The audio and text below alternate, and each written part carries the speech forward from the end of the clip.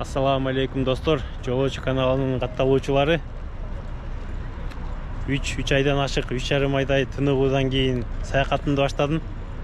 Бул жолку саякатым өзүңөр көргөндөй бул жазуу Шарм-эль-Шейхтен. Жаңы эле түшүп келгенде мен эмнени айтам. Бул жердеги тосуп алгандарды Египеттик мошенник таксисттер. Мен Бишкектен Стамбул аркылуу Шарм-эль-Шейхке келдим. Азыр мына таксисттер жабышат мага. Жол кирелерди качан айтсам, азыр айтсамбы же видеонун аягында айтып эсептеп берейинби толугу менен. Азыр деле айткым келип атат, себеби акча бардык адамга кызыктуу болот. Мынакей аэропорту Шарм-эль-Шейхтеги кандай көрүнөт? Погода жылуу 20 градус, 21 градус болса керек. Күндүзү 25 градуска чейин жагымдуу болот экен. Азыр мен автобусту күтүп отурган чагым. Бул жерде таксилер деле толтура, бирок таксилердин бардыгы мошенник.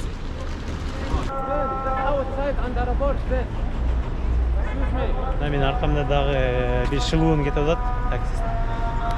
Силерди арзан алып кетем, бекер алып кетем деп. My friend.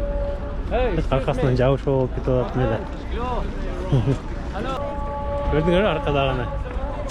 Жабыш болду кинеди эле. Таң калыштуу иш экен, бул жерден только трансфердин автобустар экен, частный компаниялардын, бирок мындай коомдук автобус каттабайт экен да. Кеч кирип кетти, азыр 15-20 мүнөттөй болуп калды. Мен жөн эле ары бери басып жүрөм бул жерде. Мынакей кеч кирип саат 5:30 болду. Уже кеч кирип шам кайта баштады. Күтүп туруп азыр мына өзүм индрайверден такси чакырдым. Бул жердеги шылуундар чото мени алдап барганда да башка бааны айтып койчудай. Ошону интернеттен окудум эле, ошолорго эч алданбагыла деп мына азыр телефондо атайын индрайверди көчүрүп 10-15 мүнөттөй отуруп, андан кийин азыр ак белый Toyota Corolla келет экен, 215 Египеттин немеси фунту. Баасы сомго болжол менен 400 сомго жакын болуп калат, 350 сом, 400 сом. Regency Hotel өзүмдүн дагы калган жатаканама келип калдым. Бул жердин баасын азыр киргенде айтып берем. Египет үчүн жакшы эле баа, Бишкек үчүн өтө арзан болуп эсептелет. Шарм-эль-Шейхке келдим. Мына экинчи уже мошенничество, шылуунчулукка кабыл болдум. Азыр эле мен силерге хостел айтып берем дедим эле. Хостелди мен канчага букингден бронировать эткем айтайынбы? Баасы $8, $7 плюс $1 канча налог болчу. Азыр келдим, ресепшнга кирсем,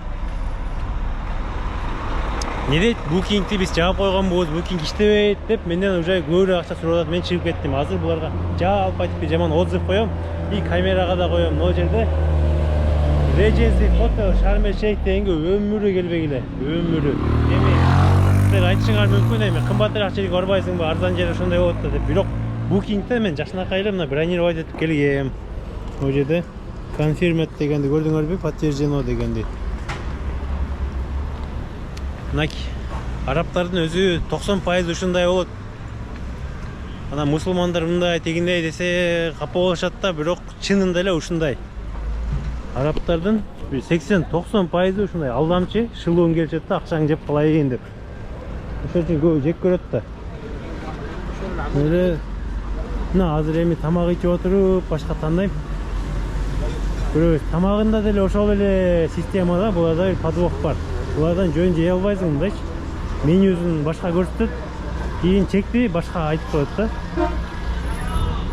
Шарм-эль-Шейхтен уже кетиш керек болуп калды бул жерге. Эртең дайвингке барып, дайвингте деле ошондой болуш керек. Дайвингтен чыгып, анан Каирге кетишим керек да. Шылуундардын шаарынан буларга акча таштап байыт өрбөйчү, жөн эле сүй жок. Ассаламу алейкум. Эт менен эле баягы эме келип калыптыр, рожки, макарондан кийин отуруп алып жатакана карайын. Ушинтен белки отзыв берейин. Аябай настроением түшүрдү. Ушуну мен фотографтар болчусунда сезип келгем да. Мейлем адамдарды көп жамандап ойлой коеюнчу. Маған жооп анан кийин булардан сурайын азыр мүмкүн официант да жакшы адам болуп чыгып калат деп үмүттөнөм. Бирок эч көзүм жетпейт да булардын жакшы болушуначы. Сурап көрөйүн да кайсы жерде башка жатакана бар экен. Принципиально азыр жатаканага барып жатпашым керек болуп атат өзү. Ал жерге билбейм, азыр жатып алсам бар аркасы менен эле күлөт го дейм. Ошол методду ошол ыкманы колдонгонго көнүп алат да. Буларды мындай бир аз болсо дагы сабак берип үйрөтүш керек. Аэропорттон акча алмаштыргам да. $100 алмаштыргам, $100 бир мындай бир пачка акча болот экен $100. Еще бул жерден да куруп кеткен дегиз, мындан да калың болчу. Миллионер болуп кетет экенсиң бул жерден акча алмаштырсаңчы. Себеби бул жерде эң чоң эле купюра 100 фунт экен да. Мисалы биздеги 175 сом болот эң чоң эле. Элестетип ошол менен эсептешип бер. Дагы же машина алганда пачкалап берет болуш керек. Тамак жеп чыктым, жаңы эле 200 фунтка 200 фунт дегенин 300 канча сом. Эми кымбат эле негизичи эсептегенде. Мындай 200 сомду элестетип эле чыгып бердим. Анан дагы бир көңүлдүү кейитчи бир кабар. Азыркы мен алдап койгон хостелге кайра баратам, айла жок.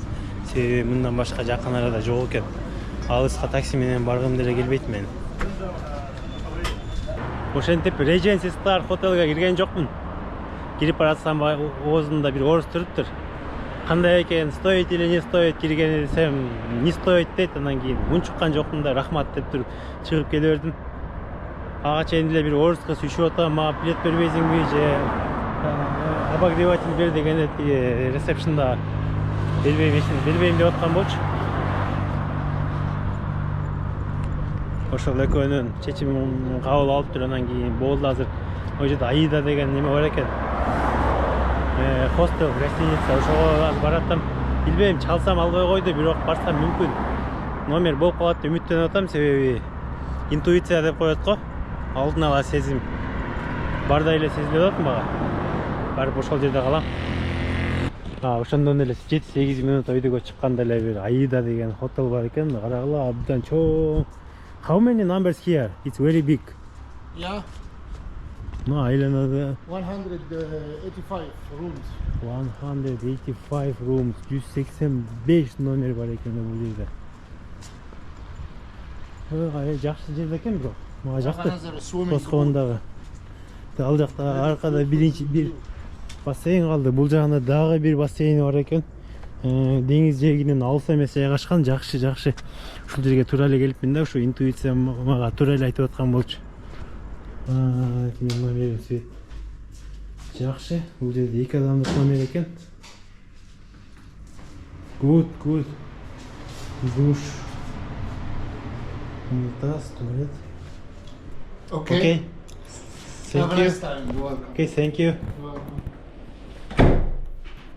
Индиядагыдай эмес, зато бул жерде жакшы.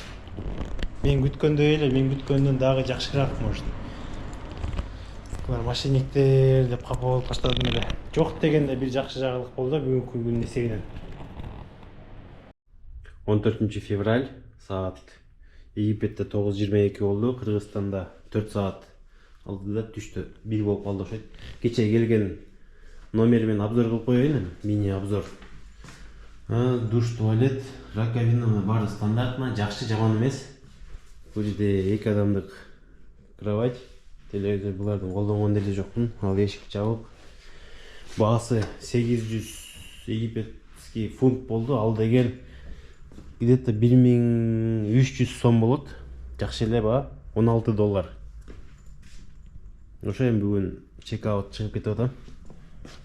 Дагы эртең менен бир кызыктуу окуя болду. Бул эшик жапкандан кийин сырттан ачылбай калат экен да. Мен эртең менен телефондо сүйлөшөйүн деп 5те туруп эшикке чыксам, эшик жабылып калыптыр. Кайра кире албай абдан кыйналбадымбы?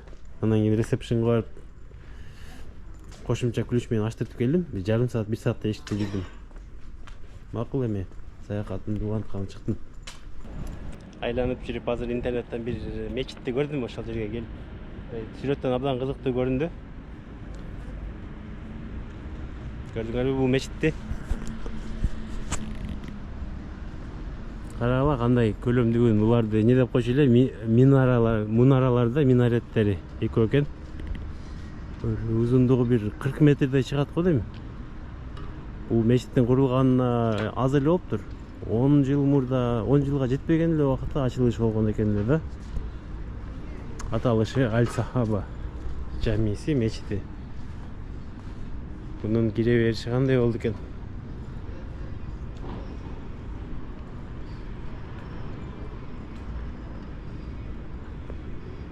Gire verişi деле мындай кенен экен, накта мындай Мысырдын, Египеттин стилинде курулган экен.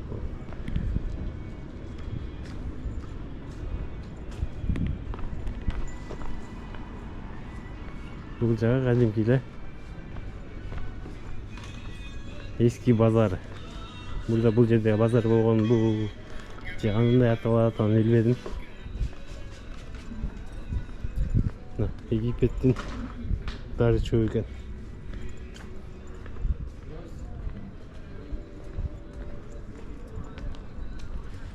Arzan bağa.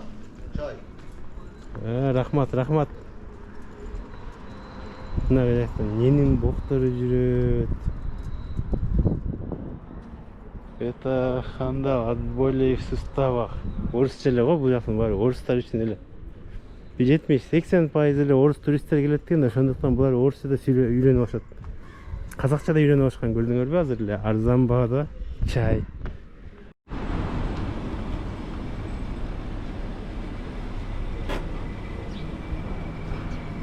Элдер пакеттерин толтуруп алып кете берет экен мындай базардан. Мындай базарларды лохотрон деп эсептейм да. Рахмат, кереги жок.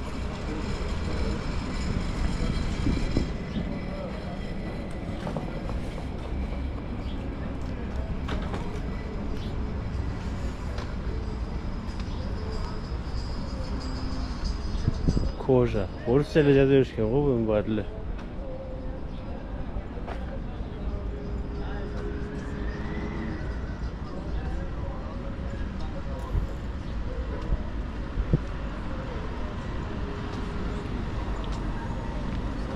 Валейкум салам. Кыргызстан. Кыргызстан. Burada ошо кайсы өлкөдөн деп сурагандарга жооп бергенден тажашым эле, себеби Кыргызстан десең көп эле түшүнбөчү эле. Азыр уже кайра баарына тактап айтып калдым го, Кыргызстан деп. Мейлим жаттай берсин бардыгы. Ким көбүрөөк билсе ошончолук мындай рейтинг өсөт да. Только жакшы тарабынан таанытайын буларды. Өзү кышында туристтер несине көңүл бурат. Биринчи көңүл бурган нерсе бул пляж жана суу. Аба ырайы албетте 20-25 градус. Ысык да эмес, салкын да эмес, киринсе болот. Суу тунук, кум таза, кызыл кум. Өзү туристтердин көңүл бурган ошол эле нерсе. Анан калгандары отель, трансфер алар уже экинчи орунда болот. Ошондуктан бул жака келе беришет. Бул жерде Шарм-эль-Шейхте эми кыйраткан деле эч нерсе жок экен. Бирок пенсионерлерге эмне, орустарга кыштан келгендерге өзгөчө сууктан келип, суун чыгарып деңиз жээгинде жатыш ошол эс алуу болуп эсептелет. Бизде жайында ысык көргөм неге башат, ошону көп түшүнө бербейм. Күнгө деле күйбөйт. Бир күндө ашып кетсе жарым саат, 1 саат сууда болот. Соо болсо, ичип алган болсо бир 3 саат, ашып кетсе 4 саат болот, андан ары тамак жейт. Биз өзү кыргыздар ушундай экенбиз да. Эс алат десе эле тамак жейт экенбиз. Булар эртеден кечке суунун жээгинде ушинтип күндү какталып жата беришет. Мага кызыгуу жок анынчы. Эмнеге экен бул, мүмкүн менталитеттендир. Дагы деле ошол мечиттин айланасына кете албай жүрөм. Калпак жакшы турбайбы? Ысыктан дагы, сууктан дагы сактайт экен. Могу жерде бир кофе бар экен, кофе ичип, телефондо бир иш бар, ошону бүтүрүп коюш керек болуп атат. Brazilian coffee stores. Assalamu alaikum. One coffee, please. Maybe Egyptian coffee. Local coffee. Turkish? Turkish coffee? Okay, Turkish Sugar? coffee. Sugar? A little sugar, yes. Бұл жаққа келіп капучино латте ішіп маған не андан көрі жоқ дейін түркче кофе, түрктердің кофесіне чейін ачуу болот бирок. Саат 2 болду, мен интернеттен эле бул жерден Aladdin Travels дегенден дайвингке жазылып алдым эле. Бир адамга $20. Бирок мен азыр жалгыз болгонум үчүн бул 2 адамдан жогору экен минимум. Жалгыз болгонум үчүн $5 үстүнө кошуп төлөп атам. $25 трансфер кирет экен. Алып барып алып келгенине менимче жакшы эле баа болсо керек. Азыр келип калыптыр, эми бул да мошенничество болбосо экен. Калпакты көрдүңүздөр. Brother, excuse me. Where is this shop? King Bazaar.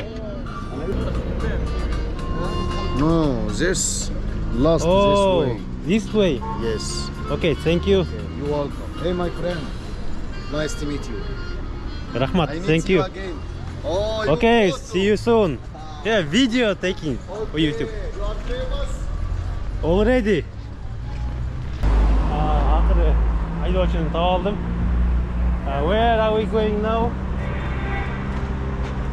Mitsubishi Lancer menен кетебиз эми.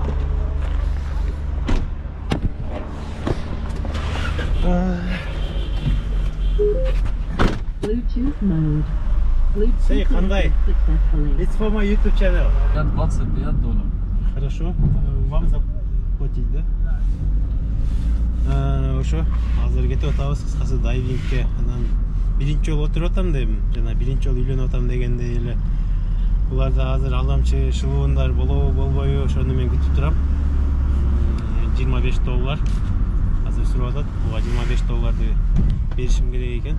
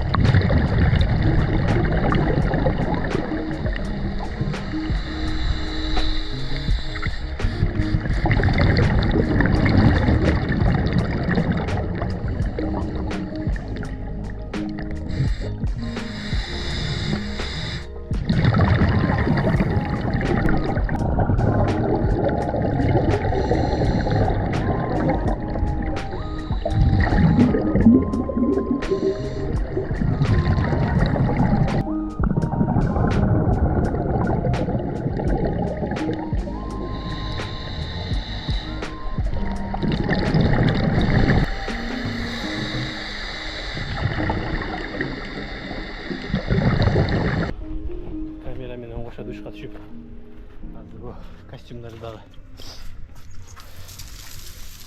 мага жакты $25 бу вполне стоит өзүнүн акчасына. Шарм-эль-Шейхке келгенде дайвингке катышпай кетсеңер анда убакытты жөнү бекер кетирген болосуңар, текке кетирип. Тейин, мына бул жерди көрдүңөрбү? Ушул жерден баштап тереңдик башталат экен. Ылдыйга 20-30 метрбү? Мен түйүн көрө алган жокмун, деңиздин түйүн бирок өтө эле терең. Мен анчалык түшкөн жокмун. Мен 7-9 метрге чейин ылдыйга түштүм. Азыр дагы деле кулактарым ушу жабылып турат. Ага чейин көрсөтө кетсем, бул жерден коралл рифтер турат. Түйүндө кадимкидей рифт дүйнөсү экен.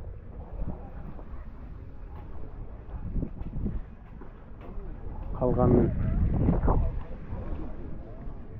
мүмкүн башка жакка келгенде Хургададан көрсөңүзчү.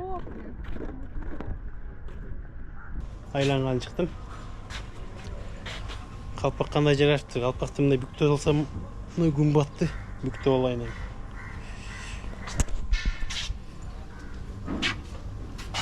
Дайвинг бүттү, курсак ачты, суунун түйүнө түшүп. Суудан бир 7-9 метр тереңдикке түштүм эле, кулактарым жабылып калды. Демалыш оор болуп. Эми ачылып өзүмө келе баштадым, курсактар да ачты. Азыр ушул жерде айланада Эльфанар деген кафе бар экен. Мүмкүн бул кафедир. Ушул жерге келип курсагым тойгузуп, кайерге кеткенде айланышым керек, автобус карап, кечки автобустар болот, ошолорду мен табышым керек. Жана бул камерадагы видеолорду мен текшеришим керек, себеби сууга түшкөндө, өзгөчө сууга түшкөндө үн чыкпай калышы мүмкүн. Азыр тешиктерге, микрофонго суу кирсе, үндөр угулбай калышы мүмкүн да. Ошону текшерейин, болбосо Шарм-эль-Шейхтеги тарткан видеолорун текке кетип силер менен бөлүшө албай калбайм. Мындан ары кетпесем, бул жерде мага көрө турган деле эч нерсе жок. Эң башкы нерсе мен үчүн бюджет саякатчы үчүн коомдук транспорт жок, автобус жок. Мен күндө 10 жолу таксиде жүрө албайм да. Шарм-эль-Шейхке келип тил билбей калам десеңер, жаңылышасыңар. Мына окугула. Бардыгы силер үчүн орусча жазылган. Клеопатра, масло, и парфюмерия, старый город. Бардыгы орусча жазылган. Кышында жылуу өлкөлөргө барып эс алып келем деген турист саякатчылардын эсинде. Мен азыр Шарм-эль-Шейхте турам. Кайсы жака барам, Египетке, Вьетнам, Таиландка барсамбы деп тандай албай аткандарга менден бир сунуш. Шарм-эль-Шейхке эгер келе турган болсоңор, Египетке жалаң гана отельде канча күнгө келсеңер да отельде жатып, сууга түшүп, дайвингке эле барам, көчөгө чыкпайм дегендер болсо, тамакта дагы отельде all inclusive тандагыла, себеби көчөгө чыгып тамактана албайсыңар, себеби бул жерде 80-90% алдамчы шылуундар, силердин чөнтөгүңөрдү эле карап турат, алдайм деп.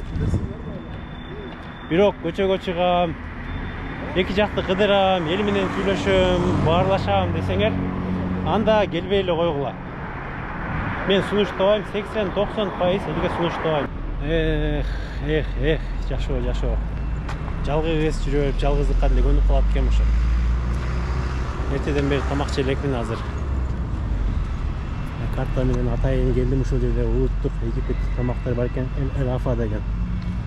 Баалары кандай экен? Бул жердин бир даам татып кетейин. Assalamu alaikum. Do I have to sit inside? Maybe outside? Can you bring menu? Excuse me, can I order something Egyptian national food, cheap and delicious? Okay, Yes. all is delicious and cheap All is also. delicious. All are Egyptian food, yes? Yes, it's all I'm a budget Egyptian traveler, so I have to choose food. only. This all is Egyptian food, the original one. These ones are Yes. for me expensive. Okay, give me chicken breaded. It's okay. Yes, Anything more? it's enough. Are you from? Are you from? I am from Kyrgyzstan. Kazakhstan. It's okay. Kyrgyzstan, not Kazakhstan. Kazakhstan. Yes, Welcome to Egypt. thank you. It's my first time. Yesterday I came here. Тоқ етін таңдадым, панировкада. 180 фунт екен, ошону 1.75-ке көбөйтүп коюп эле, болжол менен 300 сом. 300 сом екен. Чөтө акчаларым мен ойлогондон көбүрөөк кете баштады. Мен бир аптага $100 коротомбу дедим эле, $100 мен Шарм-эль-Шейхтен эле коротуп коюп окшойм. YouTube'да сообществодо менден Умар Мамытов сурап атат. Египеттин улуттук тамак аштарын жана музейлерин тартчы кызыктуу кылып дейт. Умар Мамытов улуттук тамагы мынакей. Улуттук деп деле айта албайм, себеби бул панированный тоқ фри менен 180 фунтка алдым. Бул деген где-то 300-350 сом. Андыктан сиздин жообуңузга жооп берип атам. Тамагым таттуу болсун. Каирге билет алуу челленджи деп коет. Муну ар бир процессте бул жерде челлендж болот да. Алдамчы машиникке попадать этемби же чынчыл бирөөгөбү деп. Такси жакшы болду, кафеде жакшы болду. Буга чейин дайвинг жакшы болду. Буюрса баары эле жакшы болуп келатат. Эми билетти саат 10-га алышым керек. 10-га алсам 8 саат жол жүрөм. 12, 2, 4, 6 да барат экен. Ошол билет 360 фунт алышым керек да. 360 фунт где-то 600 сом тегерегинде болот. 600 сомго барсам, мен үчүн бул түнкү автобус жатаканадан үнөмдөйм. Жатакананын орду мага автобус болот да ошондо. 10-да кете турган автобус менен азыр бирөөгө акча берип атам. Колуна эле. Билеттин ошо сүрөтүн эле көрсөтөм дейт. 300, пока что жакшы эле кетип атат. 360 берсем жакшы эле болот.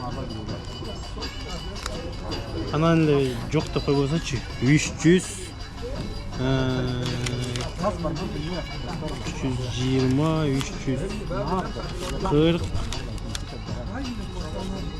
340 ve 360 verdim.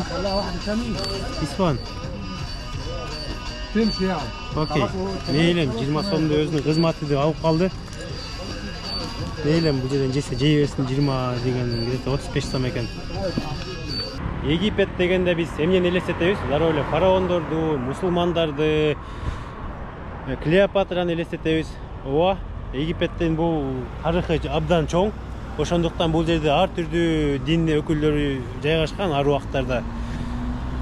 Биринчи эле эмнени байкайбыз, акыркы убактарда ислам дини бул жерде көп жылдардан бери орун алып келген. Ошондуктан Египетте бир райондо ар кайсы диндин сыйынуу жайлары курулган. Мисалы, мен турган бул мечит. Мечиттин атын деле чынын айтсам билбеймин. Кокусунан эле азыр вокзалда отуруп картадан көрүп калдым. Бизге вокзалга жакын райондо ушул мечит бар экен. Абдан көлөмдүү. Ичине кирип бир аз тартып көрөйүн. Билбейм, бул жерден азыр тыюу салабы же салбайбы, мечит бул коомдук жай. Бул деген Кудайдын үйү, андыктан эч ким тоскоол болбош керек. Assalamu alaikum. Is it allowed to film inside? No? Closed.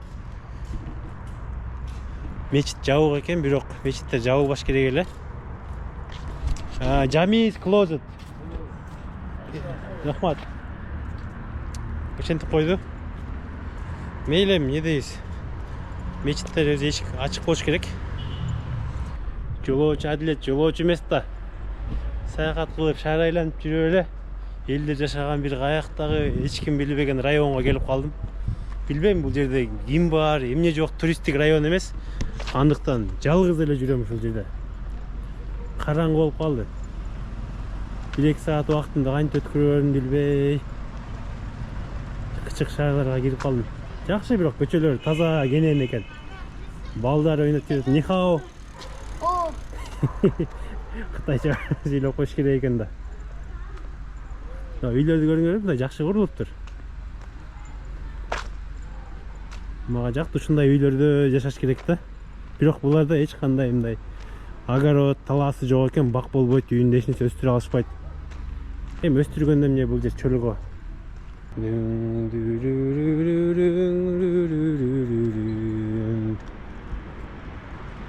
Coptic church in front of us.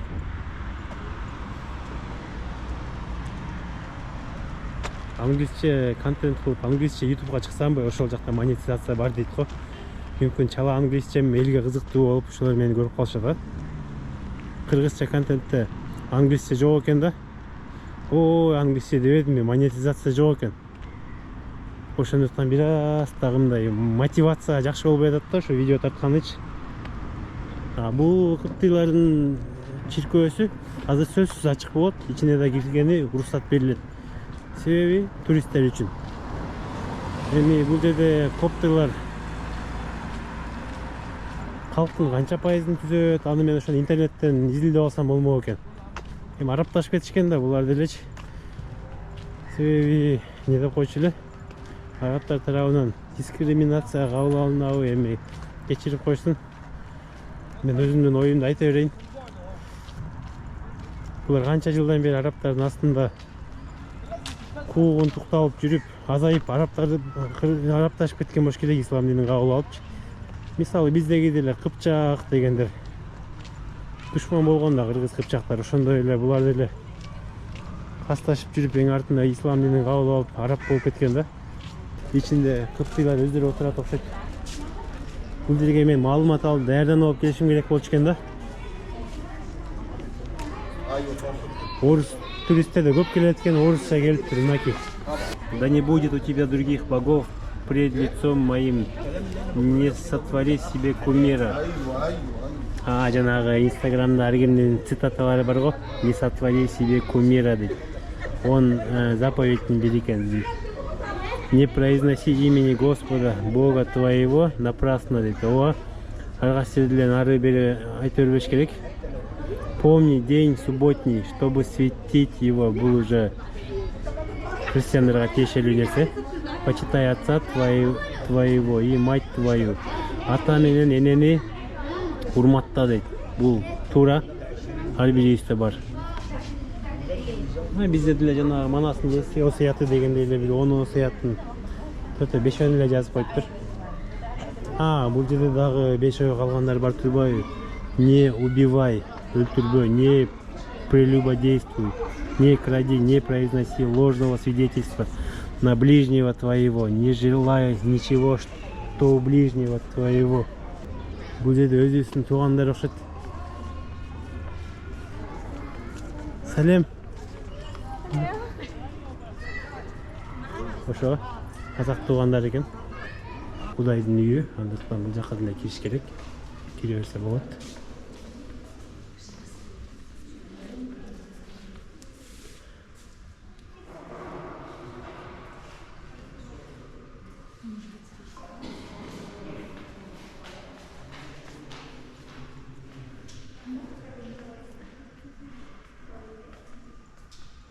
Тынч бол, тынч. Эми бул туристтер эле үчүн болуш керек. Эч ким деле сыйынбаса керек. Катуураак сүйлөп эле коеюн.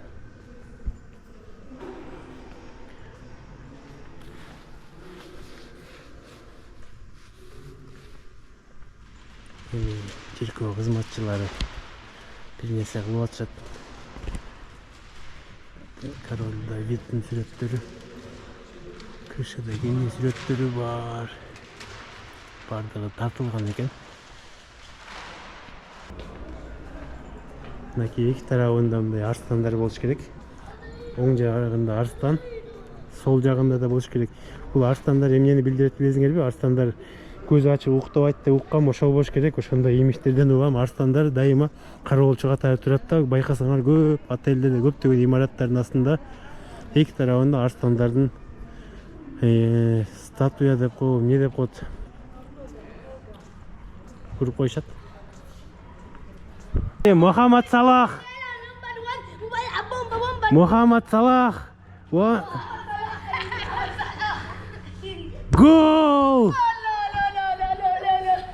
Сүү! Мухаммад Салах. Кичинекей балдар менен сүү! Бай, Мо Салах. Месси. Мейли жакшы кал. Мартинес жакшы калды, бай. Роналдо жакшы калды, бай. Сүү. Өзү бардык эле туристтер, эс алуучулар көп жерге келген жайда тамак аш, бардык кызматтар негизи кымбат болот. Бирок ушундай районго келип тамактанып, ар нерсе сатып алыш керек эле да, өзүчү. Мен кеч келип калдым бул жакка. Тамактанганда ушундай жерлерге, жергиликтүү калк келген жерлерге келиш керек дайыма. Бул менин Шарм-эль-Шейхтеги жыйынтыктоочу видеом болсун. Мен автобусумда келип калды, Каирге кете турган. Азыр 10-15-20 минуттан ичинде кетебиз. Шарм-эль-Шейх жөнүндө эмне айта алам? Өзү мен $100, $150 бир аптага жеткирем деп ойлодум эле.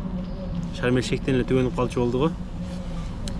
Кыскасы айта кетейин, Манас аэропортунан Стамбул аркылуу Шарм-эль-Шейхке келгеним 13.500 сом. Андан бери такси менен канча 400 сомдой келдим жатаканага чейин. Жатаканам дагы окшошпой калды. Аларда мошенник экен, букингден болбосо алардан бронировать этип эле мыйзамдуу түрдө эле киргем. Андан кийин 1,5 күн жүрдүм ушул жерде. Ошо 1,5 күнүн ичинде бир 10 чакты мошенникке кабыл болдум. Таксиси дагы үстүнөн акча жегиси келет, жатаканасында дагы бардыгы, кафелери дагы акча жегиси келет, бардыгы өзүнчө үстүнөн акча кошуп алат да. Мисалы азыр дагы кофени 100 канча сомго алдым, түрк кофеси болбосо вокзалда бир кофең ашып кетсе 60-70 сом болмок. Ошол Каирде көрүшкүчө. Ассаламу алейкум.